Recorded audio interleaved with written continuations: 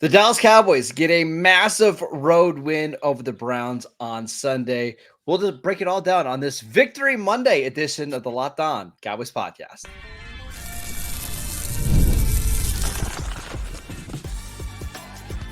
You are Locked On Cowboys, your daily Dallas Cowboys podcast. Part of the Locked On Podcast Network, your team every day. Welcome back to the Locked On Cowboys podcast, part of the Locked On Podcast Network, your team every day. We'd like to thank you for making us your first listen of the day. Today's episode is brought to you by PrizePicks.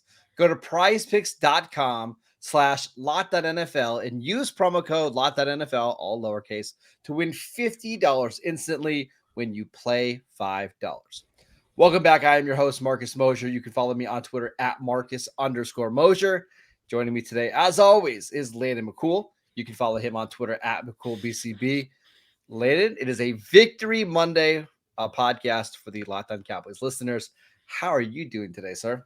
I'm doing great. I mean, this is a crazy day we were just talking about because obviously big Cowboys win, but there's obviously huge Dak contract news that we're going to discuss as well. Wait, what? They signed Dak? Whoa, wait. Oh God.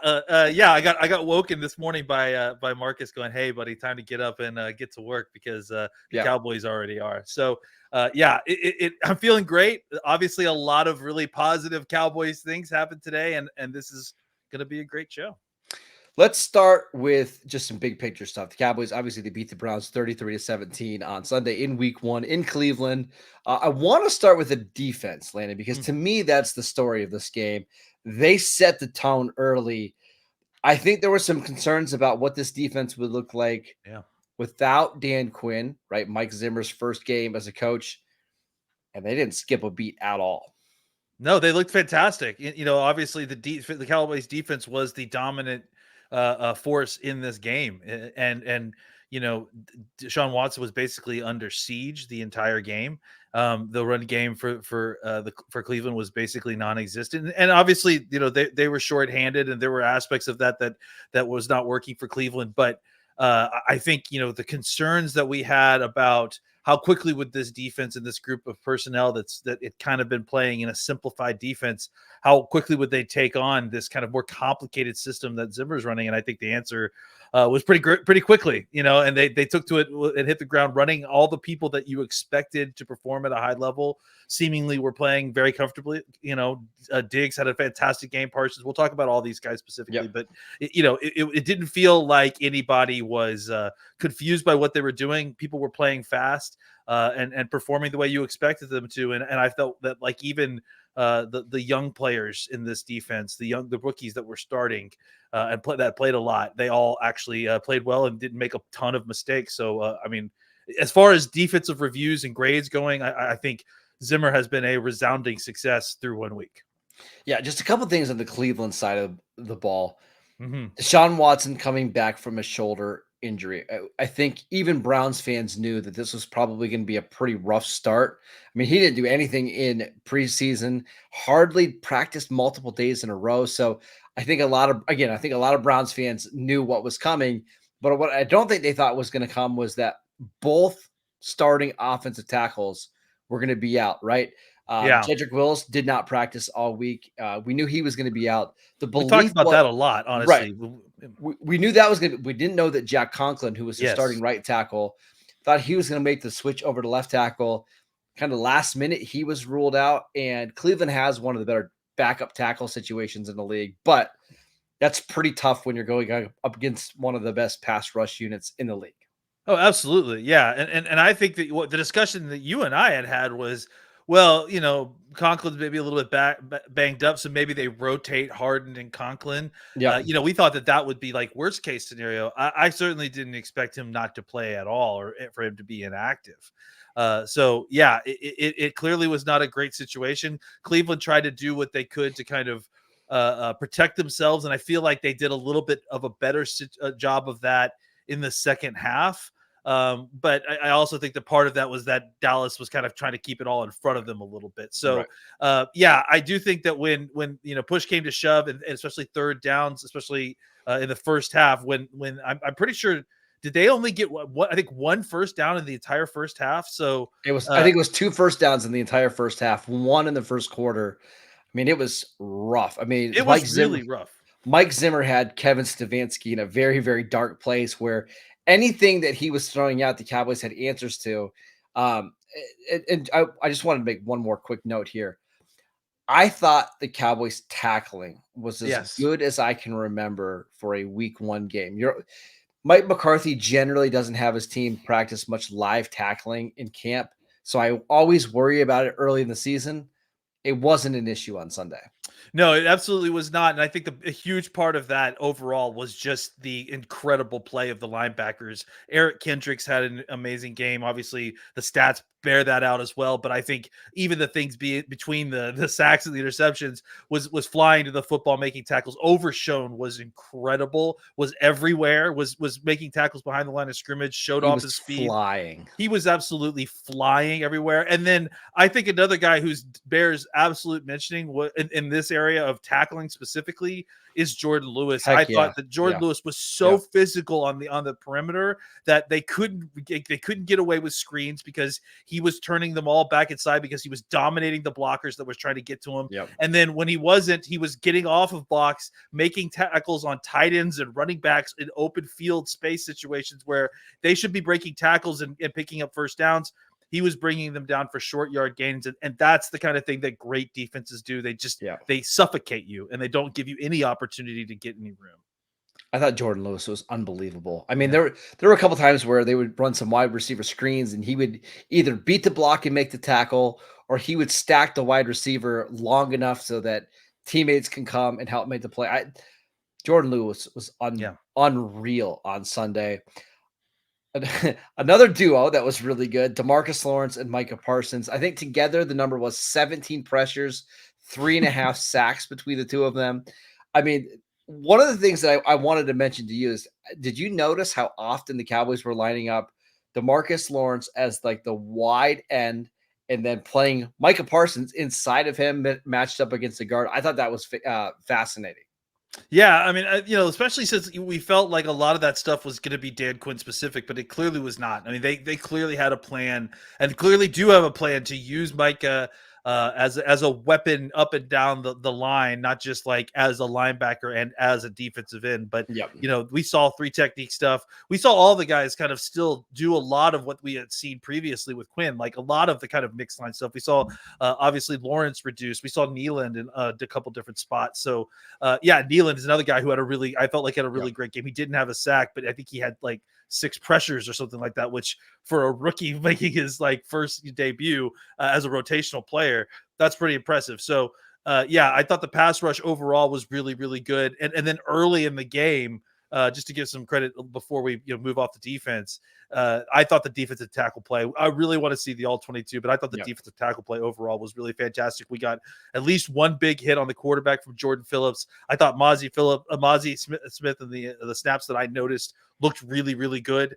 And so I think that, and I think, overall the linebackers had an incredible game, and that usually points to the fact that they were able to play clean. So I mean, really, really big kudos to everyone. We haven't even mentioned Diggs, Diggs who had an interception and like basically took over an entire series by himself. And I thought, Carson, just for being a rookie, a 5th round rookie, to go out there and put out a performance like that, I thought was really, really solid. It was really great play. And hats off to Zimmer for being able to get a young player like that in a tough situation to perform and play the way that they did. They were able to hold what is a pretty decent wide receiver core to basically nothing, especially in the first half. The Browns had 14 drives in this game. The last drive that they had was a touchdown drive, 64 yards. In the first 13 drives, the Browns averaged 12.7 yards per drive. Yeah, that's pretty just unbelievable. Incredible. I mean, that's like, there's one thing that like to hold team to no points on a drive or to hold teams to a field goal, but like if you're averaging just barely giving up a first down single first drive, like that's really solid stuff. And obviously they can't keep up that kind of pace throughout the season, but it does give you the kind of glimpse into the ceiling and where the ceiling could be for this defense this year. I'm really excited. This was, and I don't even think we saw like Mike Zimmer use everything in his bag, right? No, Like it's he didn't need clear. to. It was clear the second half that he was saving stuff, right? Yes, Like they went to absolutely. very basic vanilla defense. I got to assume next week when the Cowboys face the Saints and Derek Carr, you're going to see more exotic blitzes, different coverages. So I think as the season goes along, we're going to learn even more about Mike Zimmer's defense. Later, let's talk about the Cowboys offense in this game, which was up and down. We'll discuss their performance next. This episode is brought to you by PrizePicks. PrizePicks is America's #1 daily fantasy sports app with over 5 million active members. PrizePicks is the easiest and most exciting way to play daily fantasy sports. Unlike on other apps, PrizePicks, it's just you against the numbers. All you have to do is pick more or less than on 2 to 6 player stat projections and watch the winnings roll in. You can win up to 100 times, not 10 times, but 100 times your money on PrizePicks with as little as 4 correct picks. PrizePicks is the best way to get in on the action in most states, including California, Texas, and Georgia. Download the PrizePicks app today and use promo code LOCKEDONNFL and get $50 instantly when you play $5. That is promo code LOCKEDONNFL on PrizePicks to get $50 instantly when you play $5. You don't even have to win to receive the $50 bonus. It is guaranteed. PrizePicks, run your game. This episode is brought to you by BetterHelp. What's something that you would love to learn? As an adult, do you make time to learn new things as often as you'd like? Or was that lost earlier in your childhood? Kids are always learning and growing, but as adults, sometimes we lose that curiosity. What's something that you would love to learn? Maybe it's gardening, maybe it's bowling, maybe it's golf, maybe it's a new language. Therapy can help you reconnect with your sense of wonder because your back to school era can come at any age. If you're thinking of starting therapy, give BetterHelp a try. It's done entirely online. It's designed to be convenient, flexible, and suited to your schedule. Just fill out a brief questionnaire to get matched with a licensed therapist, and you can switch your therapist at any time for any reason at no additional charge. Rediscover your curiosity with BetterHelp. Visit BetterHelp.com/lockedon today to get 10% off your first month. That is BetterHelp, HELP.com/lockedon. Welcome back to the Locked On Cowboys podcast. We'd like to thank you for making us your first listen of the day. We wanted to tell you about the new Locked On NFL show. It's 2 shows every single day. First, the madman Tyler Rowland kicks you off in the morning with a double shot of NFL espresso, and then stop by the barbershop with Tony Wiggins for some real NFL talk. Add in the Locked On local experts, and you get unprecedented NFL insight, hot opinions, detailed breakdowns, all in 30 minutes. It's the new Locked On NFL, and that's twice a day. Make the madman Tyler Rowland and the barber Tony Wiggins your second listen at the new Locked On NFL on YouTube or wherever you get your podcasts. All right, later, let's talk about the Cowboys offense because it was very much an up and down day. I thought they were really good in the first half. Second half, not so much. What did you think about their performance? Yeah, I mean, I think overall, if you had been told, like, what the offensive output was and the score of the game, before the game, without having seen what happened, I think you would be thrilled about what happened. Because we all talked about how this was a difficult game going on the road and go in a difficult environment with a situation where you have a rookie, 2 rookie offensive linemen going against the defensive player of the year, the best defense in football last season, the best third down defense. And so we knew that this was going to be tough slogging. Now, I think the results of what happened early in the first half set the bar at a different level, right? Like reset the bar at a different level. So in comparison to where we were expecting, the second half was very difficult for the Cowboys. I think they converted 2 third downs, or if I'm not mistaken, or actually they may have not converted any third downs. I think they got 2 first downs, period, in the second half. So it was really, really a struggle. And I think there were times when part of it was, just Dak and CD not quite being completely in sync, a couple throws that were just a little bit off. hurries and stuff. The Browns also have a very good secondary. Like Greg Newsome, I thought had a really good in the slot. Like they have really good corners, just to be clear. Yeah, absolutely. I mean, they were the best pass defense in football last year, and that you can't do that with just good pass rushers. You have to have a good back end. They've got 3 really good cover corners. And I think that the Cowboys being able to kind of put the points up that they were able to on offense, I think was a good sign. I think the fact that the Cowboys defense provided so much for the offense, and that the Cowboys weren't able to make more out of it was disappointing. But I think, again, if you look at the individual performances of what we were trying to like get out of this game, right? Like, how do we feel Tyler Guyton did? How do we feel like BB did? How do we feel like the running backs did? I think overall those guys didn't have great games, but they passed the test, and they certainly were good enough to win the game. They were competent. Yeah. Yes. We're going to talk about Dak a little bit in the third segment, but I thought he did a very good job early on in this game. When they had opportunities, they converted them. The throw that he had to Brandon Cooks for the touchdown was unbelievable. The second drive after that, the second touchdown drive, where they kind of punched the Browns in the mouth a little bit. Zeke had a couple of really nice runs, converted on the touchdown run. He had a nice little sweet pass out to the sideline. Zeke looked good. You got to give Zeke a little bit. I thought Zeke. I mean, considering the defensive line that they were going up against, I didn't expect him to average 5 yards per carry or anything, but I thought he looked good when they gave him opportunities. So there no complaints at all about the running league. I mean, I get, you'd love to rush for more than 102 yards, but I understand why. But they were fine. It seemed like the offense made the plays when they needed to make them, right? And that's all you really care about. Yeah, and again, like they got a lot of help, and that's not anything to be ashamed of. I mean, I think Turpin took a drive away from him because he decided to return a punt for a touchdown. God, geez, Turpin, come on! But that was really exciting to watch it. But I also think, look, would you like for us to be punching the ball into the end zone or converting a couple more third downs before making, making Butter kick at a potentially 72-yard or whatever it was that we almost tried, a 71-yard field goal? Absolutely. But it didn't actually end up that way. And it's like we've talked about, this is still September football. So I'm still, trying to get this. I think the offense specifically is still trying to kind of get things in sorts a little bit. I wanted to bring up this point. You mentioned this is September football, not just for the Cowboys, but across the NFL. I was doing some research during the Sunday Night Football game.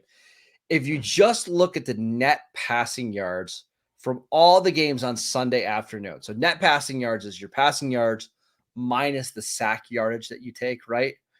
The average of those, I think it was 20-something teams, was 168 net passing yards on Sunday afternoon.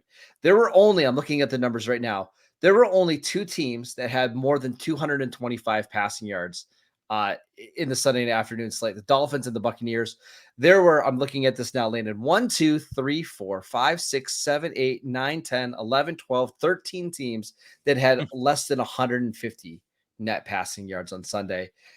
It's going to take a while for these offenses to catch up to the defenses. It's just the way that it is. Yeah, absolutely. And again, I think it's just going to seesaw, and then by the end of the month, usually both sides of the ball are kind of have reached a plateau and started playing, what we consider to be solid NFL football. But as of right now, things are still going to be a little bit unpredictable, and teams are not quite, some teams will get into it quicker than others, but some teams, are still going to take a little bit to kind of get into the swing of things offensively, especially in things like the timing of pass games, some of the timing of like run games and stuff. So it'll be, I think the offense is going to get better, and the offense is also not going to face the Browns every single week. So I think they face Baltimore. It's either week 3 or week 4, and then they face Pittsburgh in week 5. And then I believe it's the 49ers in week 6. After that stretch, like, you're not going to face any defenses the rest of the way that are anything like what you face in the first month of the season. So if you can just get through this first month, get through some of the growing pains on offense, I would expect them to put up some big, big numbers in the second half of the year.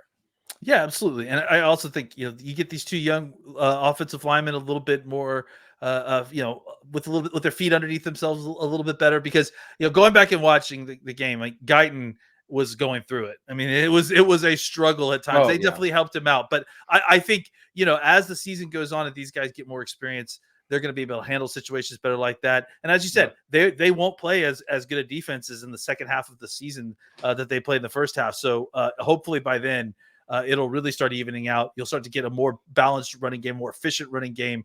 And then obviously I imagine that the passing game will have awoken well before that.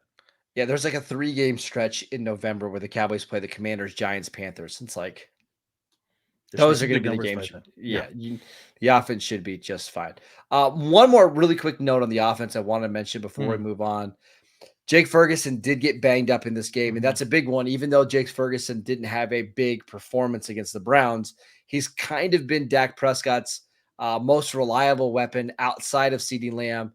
We don't know the severity yet. We do know that it's a knee injury. I believe a couple people have ruled out the ACL already. That doesn't mean that it's not going to be a long-term injury, but this is one that does make me a little nervous. Yeah, Brian Broaddus in the post-game show on 105.3 The Fan mentioned that he spoke to someone who said that it looks like the ligaments are okay, but that doesn't put him completely out of the woods for an injury of some sort, or even a long-term injury, maybe just out of the woods for a potential season-ending injury. Right. So, there's still lots of information still left to be. We'll see what the MRI gets us. We'll have more information on that hopefully a little bit after this podcast airs, or maybe right hopefully before Tuesday's show airs. All right, let's talk about the big extension that the Cowboys made on Sunday morning. Listen, we had all off season to just talk about this. We were hoping it was going to happen so we could do a full show on it. But of course, in Dallas Cowboys fashion, they do it just hours before kickoff. Let's break down the Dak Prescott extension next. This episode is brought to you by Gametime. Gametime is my only way that I buy tickets for my favorite sporting events, live events, concerts. Gametime has a new feature called Gametime Picks that makes getting your tickets even easier than ever before. Gametime Picks filters out the fluff to show you only incredible deals on great seats, so you don't have to waste your time searching through thousands of other tickets. Again, I love Gametime for so many different reasons. One of my favorite reasons is that you can see a panoramic view of your seats before you purchase and before you buy them. I love that because when I'm going to a game, I want to know that I'm going to have a good angle of the field. So go check that out. They also have the lowest price guarantee, or Gametime will credit you 110% of the difference. Plus, your purchase is covered with the most flexible customer service policy in the ticketing industry. Take the guesswork out of buying tickets with Gametime. Download the Gametime app, create an account, and use promo code LOCKEDONNFL for $20 off your first purchase. Terms apply. Again, create an account, redeem promo code LOCKEDONNFL for $20 off. Download Gametime today. What time is it? Gametime. Welcome back to the Locked On Cowboys podcast. We are breaking down the Cowboys win over the Browns, but right now, let's talk about the Dak Prescott extension. It's official. It's a 4-year deal worth $240 million. $231 million is guaranteed. That is $1 million more than Deshaun Watson, who the Cowboys played on Sunday. You and I were pretty confident that a deal was going to get done. What's crazy is that it's kind of exactly the deal that we've been talking about all offseason, Landon. Yeah, I mean, it again, much like the CD situation. It's like a lot of people nailed these numbers. A lot of people nailed the length. There's really nothing about this deal that felt like it needed to wait, right? But it did, and again, like I would just say for me, I'm just gonna speak for myself now, right? I can't speak for all Cowboys fans, but I'm just going to take a stance of just not panicking about these situations in the future, because, most of the time it feels like there's a manipulative aspect of this as far as how the timing of this always ends up working, and the hype and the concern. And I think really what it is that ultimately these things aren't going to get done until they have to get done. Right. And so there's not really a sense in like kind of spending the whole offseason, like sweating about it. I think it's worth discussing. But I think there were people like losing their minds about this. And it's the same with the CD Lamb situation, the same with the Zach Martin situation, the same with, every single year it feels like. And I think it's probably prudent to like focus on other aspects of the team until there's better information about what's going on with the contracts. Because I think at this point, it's a great deal. It's exactly what we expected it to be. And when we say that deadlines make deal, I mean, this is the most deadline makes deal situation I think I've ever seen with the Cowboys, to be honest. So there was also just a lot of nonsense coming out over the last couple of days that was like so easy to tell wasn't the case. Like there was an article coming out about there was a disagreement on the length that Dallas didn't want a long-term deal, which we knew wasn't the case. I think, in all honesty, I think a 4-year deal is perfect, right? Because that extends him through the 25, 26, 27, through the 28 season. At that point, Dak would be 35, I believe, 34, 35. Right? Yeah. Yeah.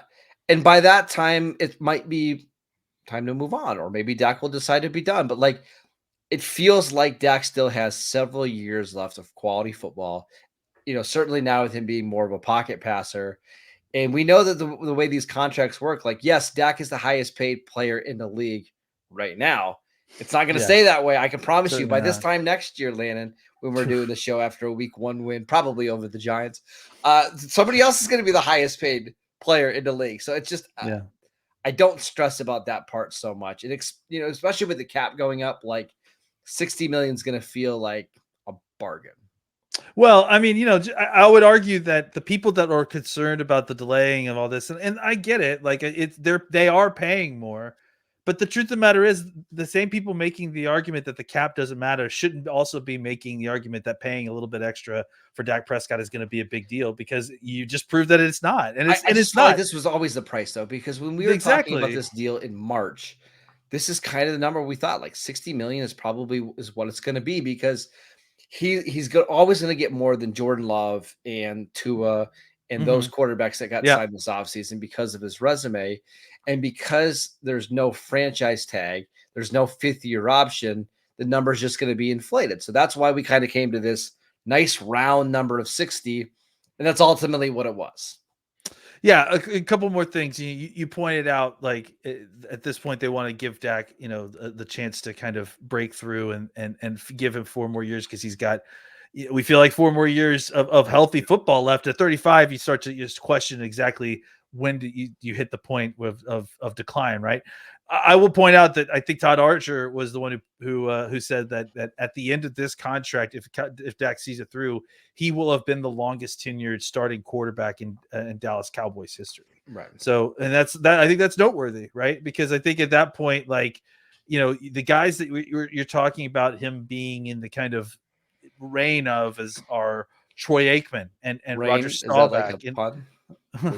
Well, I was a poet. I didn't know it. I think, I mean, it's so those guys always have Super Bowl wins, right? Like, so at a certain point, you get to the age 35 and it's like, I think that's more than enough time for us to kind of get this thing reconfigured, give Dak a couple more runs at it. And if it hasn't worked at that point, then I think it's time for a reevaluation.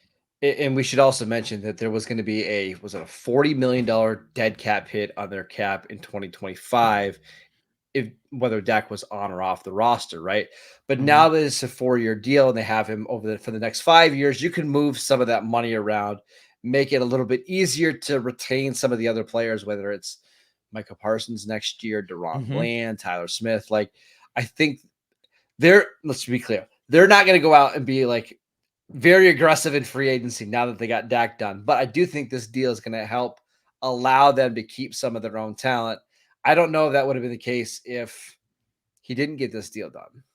No, the money that they save will likely get rolled over into next year's cap so that they can have more room to sign guys like Micah Parsons. Yes. And maybe what this does is get like this deal done and they're able to move things around a little bit, maybe this gives them the ability to re-sign someone like Oso Digizua that wouldn't have been possible before if they hadn't signed Dak and they didn't have a way to move this dead money around. So I think those are all kind of key things that, you have to remember, that the Cowboys were over a barrel with this Dak Prescott contract because they already owed him so much money. The fact that they signed him to a deal will actually help their contract situation, not hurt it. Very happy that it's done, mostly because now we don't have to talk about it anymore, Layden. And now we can just talk about football. It's a 4-year extension on talking about football for us, is what it ultimately is, right? Well, I mean, and one last thing. It does give them, now they know probably that after that last season, right? Because I think unless Dak, if Dak wins the Super Bowl, right, maybe they would tack on another year, number 2. They kind of have a nice off ramp. And they can start to plan for it, right? Maybe the year before Dak goes into that final year, you draft a quarterback in the 3rd round. Or maybe you start to look at your finances and get ready for what the next era might look like. I don't want to say that Dak is 100% going to leave after that last year, but it does give you a convenient way to move on if you need to, probably at the right age. Yeah, and certainly maybe you can plan for it a little bit better than how it all played out this time. Exactly. So I think that's the better situation for them. All right, that is it for today's show. We want to thank you for making Locked On Cowboys your first listen of the day. For your second listen, go check out the Locked On NFL show with Tyler Rowland and Tony Wiggins. We will be back on Tuesday breaking down the film from the Cowboys' big road win over the Cleveland Browns. That film is going to be a lot of fun to watch. I cannot wait. Go download our podcast wherever you get your podcasts. We are free and available on all platforms. Check us out on YouTube as well. You can follow Landon on Twitter at McCoolBCB. I'm at Marcus_Mosher. Enjoy your Victory Monday, and we will see you right back here on Tuesday.